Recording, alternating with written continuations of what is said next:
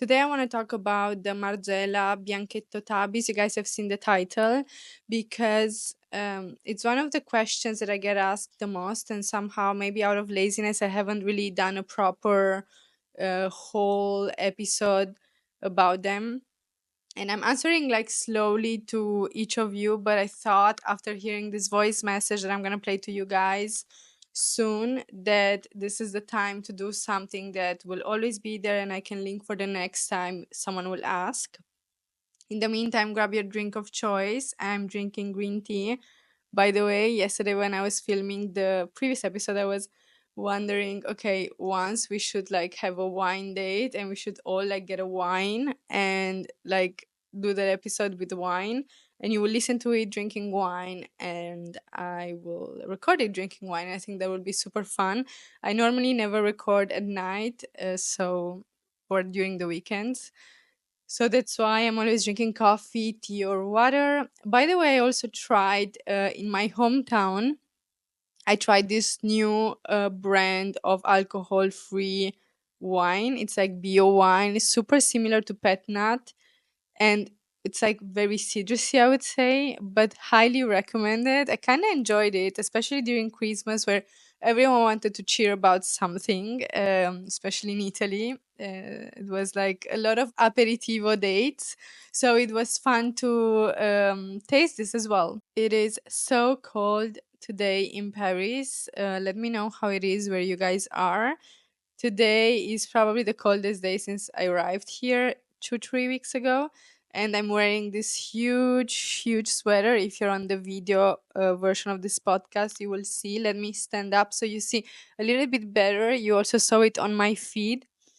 But this is funny because look how big it is. Also, by the way, underneath I'm wearing so much heat egg from Uniqlo. This whole outfit, I mean, this sweater slash dress, has a very funny story that I'm gonna tell you now about. This was one of my first Fashion Week collaborations ever, partnerships, collaborations, call them how you want, with Copenhagen Fashion Week in 2020 when COVID started. So the first season during COVID of Copenhagen Fashion Week, they did a whole like online fashion week, and part of that, like brands would book influencers, content creators, and talents to kind of like share about the show on their social media, or wearing an outfit or like styling an outfit, whatever everyone decided to do. And this was my outfit, so very, very funny. This was 2020, so it's like it feels like a lifetime ago, but also such a cool project for um, my career at the time. It was probably the best thing. Even today, this project would be so cool to actually do. And it was with a brand called Rabens Saloner. I wonder what they're doing right now. I wonder if they're like still running. I know last year they were in Copenhagen for Fashion Week as well because I was there at that show. But I wonder if this year they've done something. I will try to figure that out. But yeah, and in 2020, I was still working. And no, I actually quitted my corporate job. And I quit back then already. And probably this was one of my first gigs with my Instagram, especially concerning like fashion shows and Fashion Week. And I guess I wonder like how my profile was back then. Can't remember anymore, but maybe, yeah. I mean, it was definitely like there must have been something embarrassing going on at that time. Probably I had the same hair, like the same length, but more like I remember I used to like braid all of my hair so it would be kind of like curly and frizzy a little bit. But yeah, anyways, let me get to today's topic, otherwise, we will never start. Girly girl, one of my favorite girly girls. I have a question for you since you love Maison Margiela and the Tabi shoes.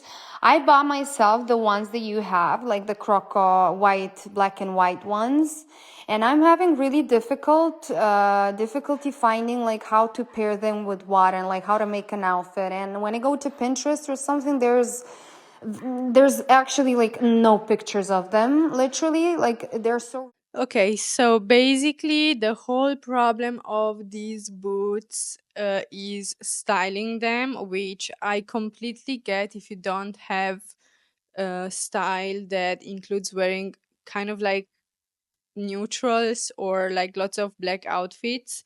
And obviously, it's easy when you wear something that's black to kind of like wear these.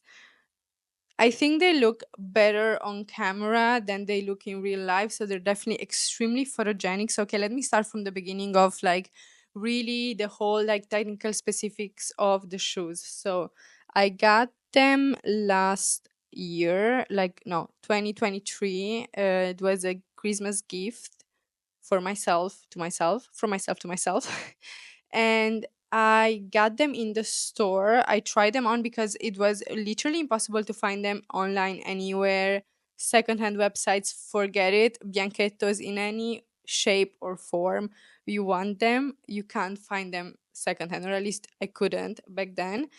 I wonder how it is right now because since I got them, I obviously did not look for them anymore for anything bianchetto. Also because they're quite huge. Like if there would be just ballerinas, then maybe I would think of getting the boots as well. But because they're like so much, it kind of like satisfies my whole need of having like a bianchetto shoe, like or like the design in my collection. Anyways, I would say try them in the store because they're a little bit different compared to the other Tabi boots from Margiela because it has this hand painted white paint. On top, they're a little bit more stiff. So actually, I was surprised when I tried them on. When I tried them on, I was surprised to actually realize that the classic number that I normally wear with tabis, 38, that's my shoe size, they were not fitting. Like they were a little bit bigger, I would say. So I was quite surprised. And then the sales assistant said, let me get you a 37.5 and a 37 to see because it kind of like even half of a number it can really make a difference. Like I felt like the 38 was okay, but it wasn't so like I didn't have that feeling that I normally have in my other tabby boots. So the size is 37, which is crazy because I thought, okay, maximum 37.5, but actually it was still not perfect. So I went for a 37. So it's very important. That's what the sales assistant told me. It's very important that you try on the tabbies that you want to buy so you know the exact number for the exact type of shoe that you're going for. Let's say it's a Mary Jane, let's say it's a loafer, let's say it's a ballerina or a boot. So every tabby has a different fit, apparently. That's what she told me. And this is proof, actually, it's something that I did not know myself. So this is actually proof that size less, one size less is a lot. Like it makes a difference, especially like on the long term of walking in those shoes. So yeah, in terms of the paint, the white paint that's kind of like hand painted and it goes off the more you walk in the shoe.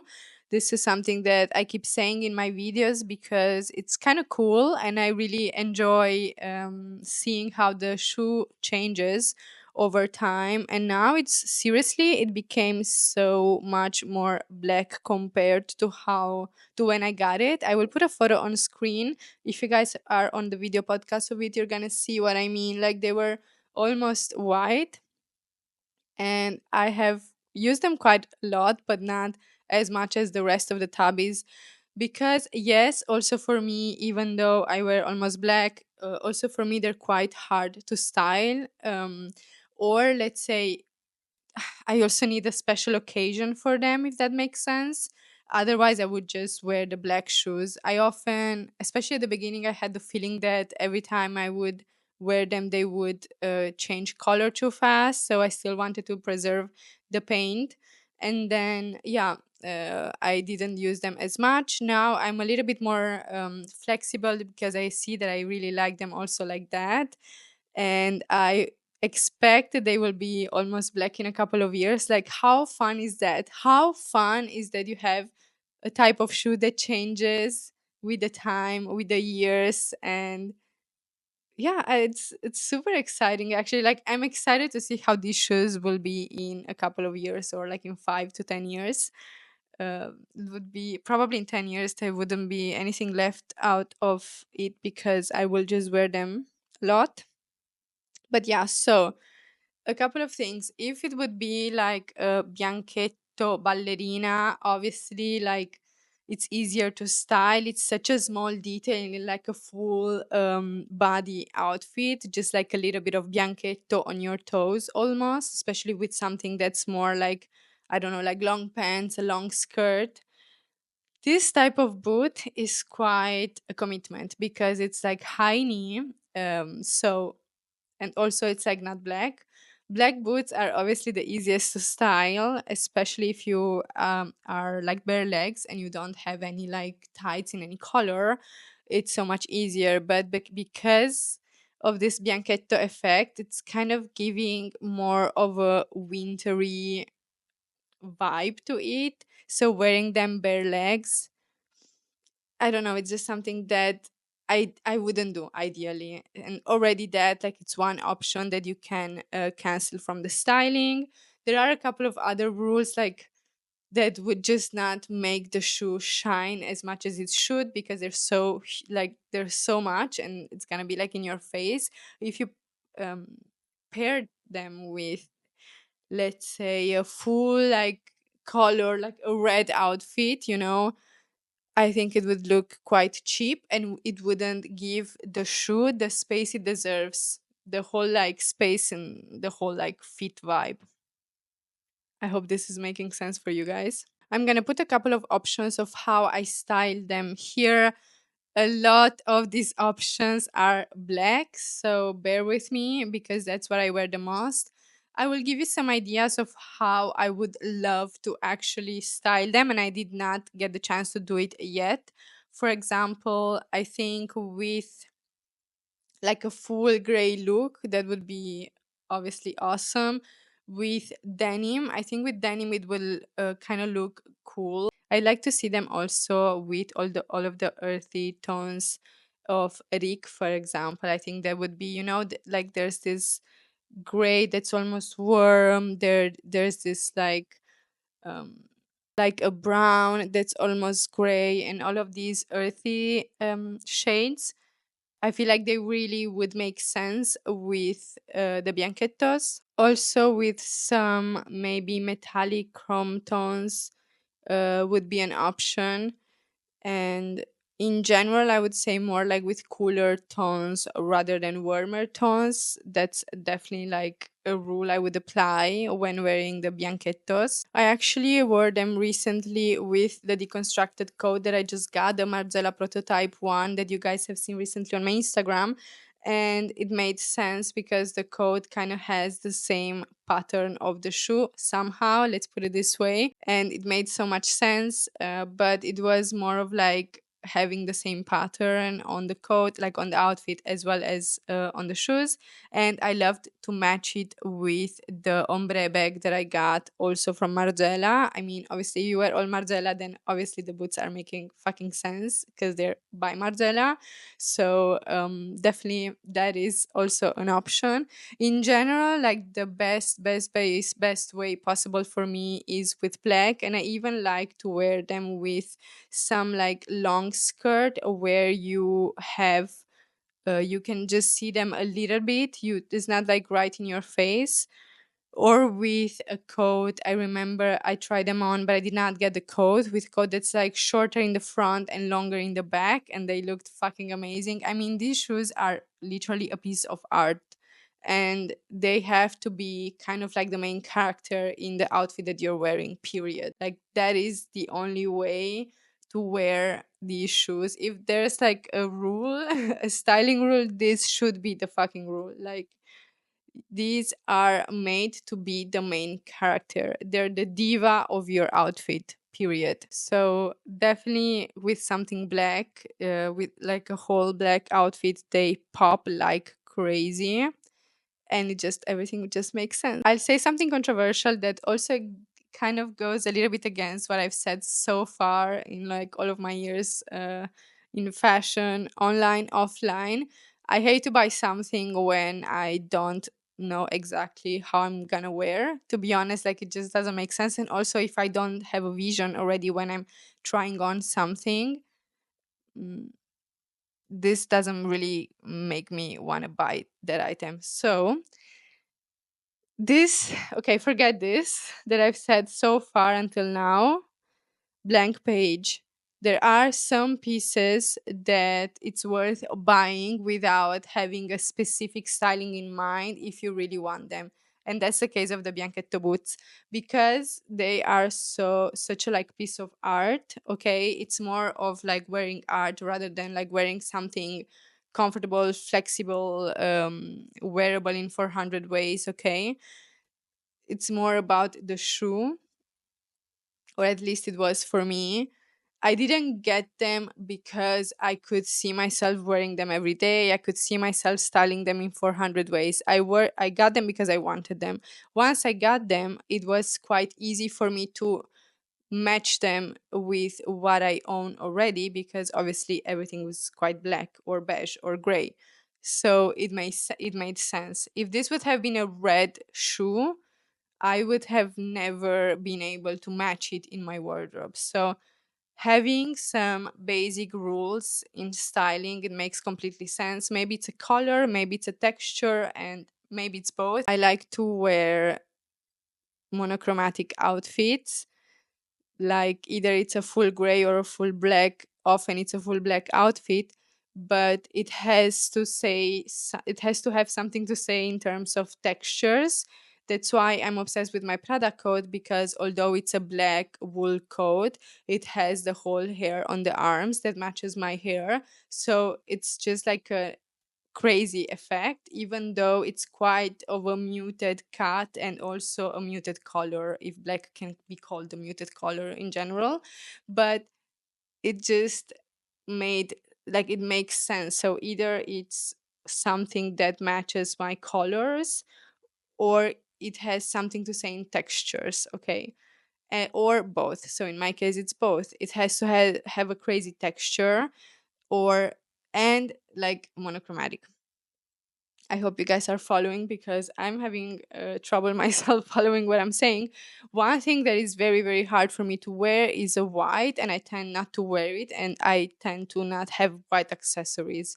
So, accessories like these, like the boots when they were all white, I kind of, it was a risk for me, but they just made sense with the whole palette that I was already having, because obviously, like white, black, gray, and beige, they're all easy to match right together. I feel like I've touched all the points and I've touched all of the things that I wanted to talk about. I feel like this is the easiest way to wear the bianchetto tabis, to be honest. If you guys have any other suggestion, I'm super happy to hear.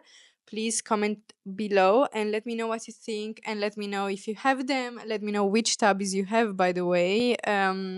And if you're getting any new from like the new models that they have released. That's also this one metallic one that I've been talking about a lot and thinking about a lot, tried on as well, and still thinking about them. I just wonder if I really need them, if it makes such a difference compared to like the ones that I already have.